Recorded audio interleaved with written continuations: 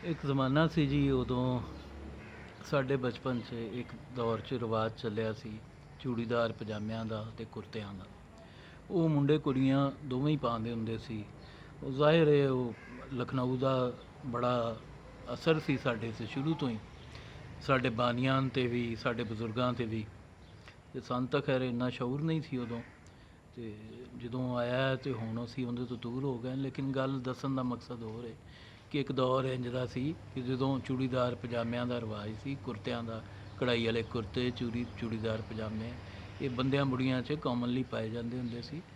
ਮੈਨੂੰ ਯਾਦ ਹੈ ਇੱਕ ਵਾਰੀ ਚੇਤੇ, ਮੈਂ ਕੰਨਿਆਂ ਵਾਲਾ ਖੁੱਸਾ ਬਣਵਾਇਆ ਆਪਣਾ ਸਾਈ 'ਤੇ, ਅਤੇ ਨਾਲ ਉਹ ਕੁਰਤਾ ਅਤੇ ਚੂੜੀਦਾਰ ਪਜਾਮਾ ਬਣਵਾਇਆ। ਅਤੇ ਅੰਮੀ ਨੂੰ ਬੜਾ ਚੰਗਾ ਲੱਗਿਆ, ਕਹਿਣ ਲੱਗੇ ਕਿ ਚੰਗਾ ਲੱਗਿਆ ਤੈਨੂੰ, ਤੇਰੀਆਂ ਲੱਤਾਂ ਸਿੱਧੀਆਂ ਨੇ, ਅਤੇ ਇਹ ਸਿਰਫ ਉਹਨਾਂ ਨੂੰ ਪਾਉਣਾ ਚਾਹੀਦਾ ਜਿਨ੍ਹਾਂ ਦੀਆਂ ਲੱਤਾਂ ਸਿੱਧੀਆਂ ਹੋਣ। ਹੁਣ ਮੈਂ ਦੇਖਦਾ ਅੱਜ ਕੱਲ੍ਹ ਸਕਿਨ ਟਾਈਟਸ ਦਾ ਰਿਵਾਜ ਹੈ।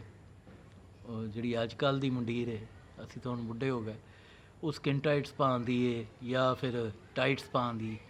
ਲੇਕਿਨ ਉਹ ਇਸ ਚੀਜ਼ ਦਾ ਖਿਆਲ ਅਕਸਰ ਨਹੀਂ ਮੈਂ ਦੇਖਿਆ ਮੁੰਡੇ ਕੁੜੀਆਂ ਕਰਦੇ ਕਿ ਲੱਤਾਂ ਉਹਨਾਂ ਦੀਆਂ ਟੇੜੀਆਂ ਹੁੰਦੀਆਂ ਨੇ, ਲੇਕਿਨ ਉਹ ਸਕਿਨ ਟਾਈਟਸ ਜਾਂ ਉਹ ਜਿਹੜਾ ਕੀ ਕਹਿੰਦੇ ਨੇ ਟਾਈਟਸ ਜਿਹੜੀਆਂ ਖਾਲੀ ਨੇ ਉਹ ਪਾਉਂਦੇ ਨੇ, ਪਾਉਂਦੀਆਂ ਨੇ ਬੱਚੀਆਂ ਬੱਚੇ। ਅਤੇ ਮੈਂ ਉਹਨਾਂ ਨੂੰ ਵੱਡੇ ਦੇ ਤੌਰ 'ਤੇ ਇੱਕ ਸੰਜੀਦਾ ਮਸ਼ਵਰਾ ਇਹ ਦੇਣਾ ਚਾਹ ਰਿਹਾ ਕਿ ਅਗਰ ਤਾਂ ਤੁਹਾਡੀਆਂ ਲੱਤਾਂ ਸਿੱਧੀਆਂ ਨੇ ਤਾਂ ਫਿਰ ਤੁਸੀਂ ਜ਼ਰੂਰ ਪਾਇਆ ਕਰੋ, ਲੇਕਿਨ ਅਗਰ ਲੱਤਾਂ ਤੁਹਾਡੀਆਂ ਟੇੜੀਆਂ ਨੇ ਅਤੇ ਉਹ ਤੁਹਾਨੂੰ ਸੂਟ ਨਹੀਂ ਕਰਦਾ, ਉਹ ਬੜਾ ਭੈੜਾ ਜਿਹਾ ਲੱਗਦਾ। ਅਤੇ ਫੈਸ਼ਨ ਉਹ ਕਰਨਾ ਚਾਹੀਦਾ ਜਿਹੜਾ ਕਿ ਤੁਹਾਡੇ 'ਤੇ ਸੂਟ ਕਰਦਾ ਹੋਵੇ, ਤੁਹਾਡੀ ਜਿਸਾਮਤ 'ਤੇ ਜੀ।